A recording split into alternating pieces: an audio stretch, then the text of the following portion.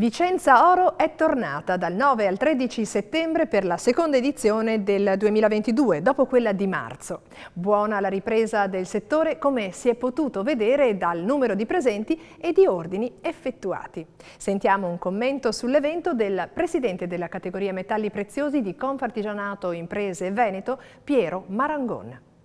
Nel tirare le somme non mi resta che riscontrare un'ottima affluenza variegata in termini di provenienza dei clienti, buona l'affluenza europea grazie anche agli interventi dell'ICE in collaborazione con la Fiera di Vicenza, che ha saputo portare oltre 400 operatori del settore. Li abbiamo visti e abbiamo riconosciuto la loro disponibilità non soltanto ad una visita ma ad un intervento operativo e quindi ad acquisti, devo dire anche ad acquisti corposi.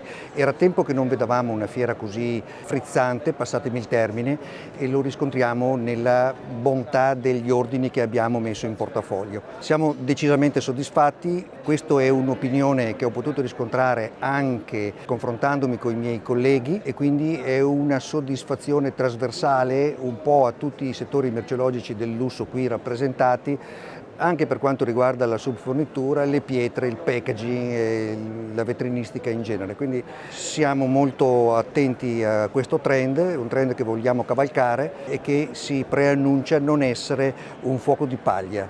Penso che sarà un trend duraturo e vede soprattutto nel Made in Italy un suo autore di primissimo piano. I mercati e i brand internazionali guardano l'Italia come polo di manifattura insostituibile e quindi le nostre aziende non devono fare altro che attrezzarsi per competere in un mercato che li vuole assolutamente in primo piano.